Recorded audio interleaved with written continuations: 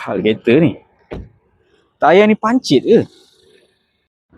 Untuk pengguna Proton X50, X70 dan juga S70, korang tak perlu risau kalau takut tayar pancit ke, tak cukup angin ke. Untuk model ni, dia ada sistem tire pressure management. Macam mana nak tengok tire pressure management ni? Jom kita tengok. Untuk kita tengok di mana tire pressure management bagi model X50, X70 dan juga S70, semuanya terletak di bahagian combination meter ni. So, yang pertama, klik button nota ni. Kemudian anda nampak ada naik lambang music, meter, trip. Okey, ini adalah TPMS pressure. Nampak? 210 kPa kiri, kanan, depan, belakang. So, bermaksud kereta ni tayar dia pressure stabil.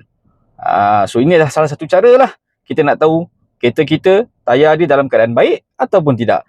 So untuk model X50, X70 dan juga S70, kalau tayar korang bocor, jangan risau. Dia akan naik warning dekat combination meter korang. So senang saja.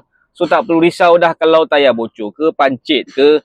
Kita dah boleh tahu hanya dengan melihat combination meter.